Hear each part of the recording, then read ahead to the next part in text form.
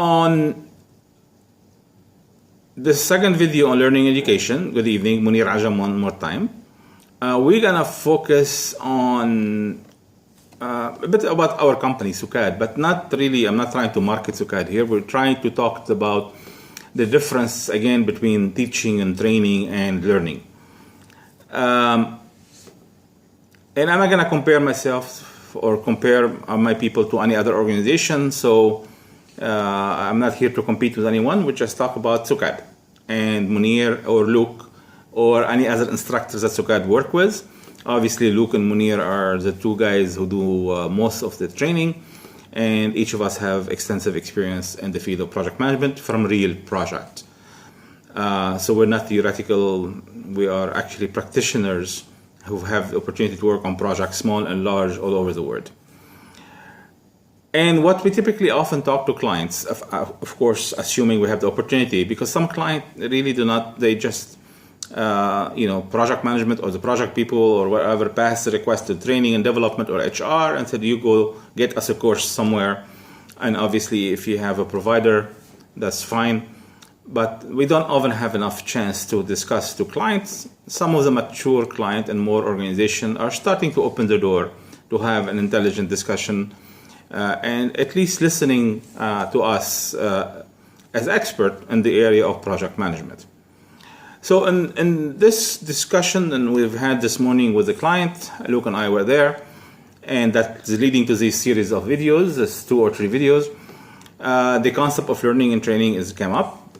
I want to talk, and today we're going to focus more on this specific video, we're going to focus more on 3 types of courses that Luke or myself could be teaching, or could be facilitating learning. That's the key word, yeah? However, in one case, we are actually teaching. So, and I'll explain.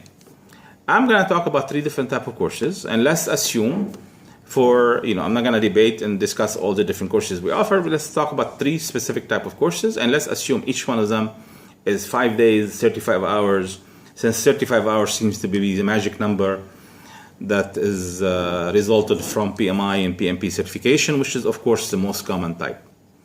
The first type of courses I'm going to talk about, and again, I'm assuming here Munir teaching any of these 3 courses, or Luke teaching any of these 3 courses. So I'm not comparing Munir to Luke, and we're not comparing Munir and Luke to anyone else.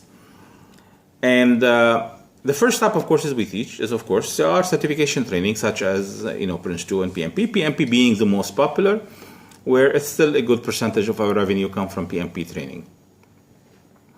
So, assuming I'm teaching a PMP course that is 5 days, 35 hours.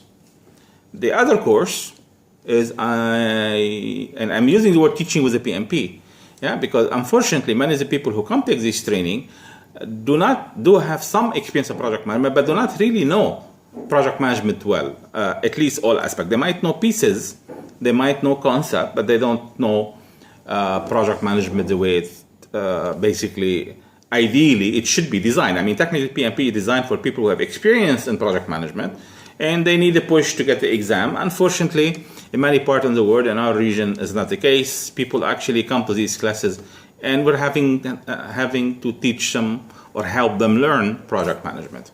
But in a PMP exam course, our focus is on helping them learn how to pass the exam, because their objective is to pass the exam. So this is one type. Type number 2, I'm gonna stay with PMI because of obviously the most common and the most popular, and I'm gonna stay with the PMBOK guide training. So let's say we wanna do a course, and SUKAD does the 5 days PMP training is different from the 5 days fundamental project management training that we offer on using primarily as a source PMBOK information, PMBOK guide information.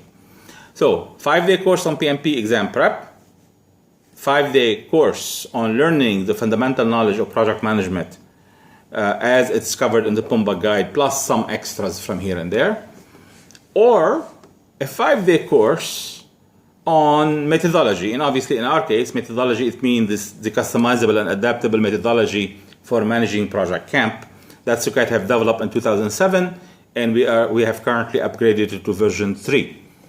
So if I give a client or my participant in a workshop these courses, yeah, PMP prep, fundamental according to PMBOK, or a methodology course.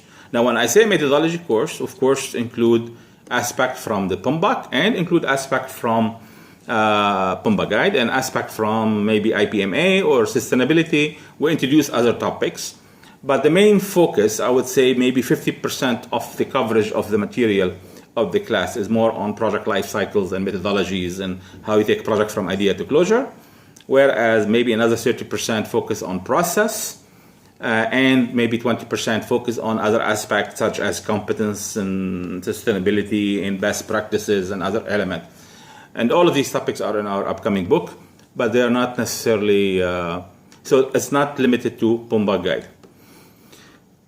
And we can honestly tell our clients, again, whether Munir is teaching the 3 courses or Luke.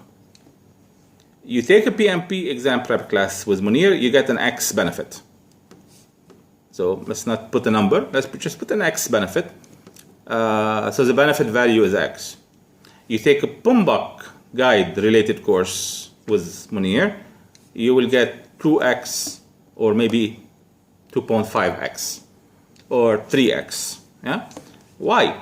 Because the first course I have to focus on helping you pass an exam, which means I'm going to have to help you learn formulas like n times n minus 1 over 2 is that's a communication channel. How often, on your team, in your life, in your career, have actually did use the formula to calculate how many communication channels you have in your organization? Yeah? Or other topics that are valuable, but they are not necessarily used everywhere and for everybody. And unfortunately with the exam, it's not just pure based knowledge.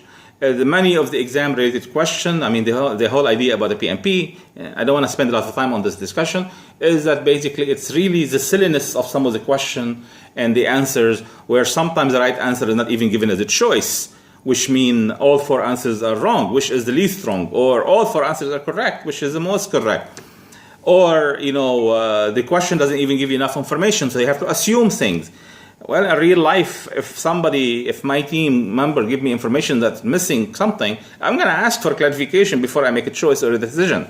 Yeah? Imagine just you make a decision as a project manager based on a piece of information that a team member give you. Anyway, so we spend in a PMP exam prep, we have to help people navigate the tips and tricks for passing an exam.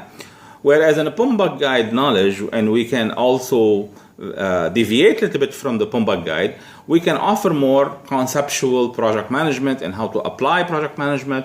We can spend time doing exercises such as develop a WBS and how many levels should WBS would be, or what would be the component of an estimate.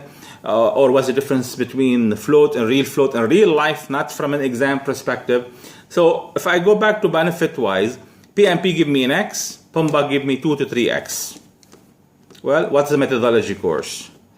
And I can assure you, usually, and I talk to my clients, and I talk to friends, and I talk to everybody, if you take a methodology-based class, you are going to get, instead of 1X or 2X or 3X, 5 and 6X. So on a scale of 1 to 10, maybe PMP will give me a 3, a PMBOK will give me a 5, maybe a methodology course give me an 8. I'm not going to say go all the way to 10. So with that in mind, where do you go? Now, of course, what I'm sharing with you here is maybe some people said, well, Munir, that's your opinion because you developed the methodology. It doesn't have to be CAMP. It could be any methodology-based course from anywhere. Yeah, it could be your own internal methodology if you have one.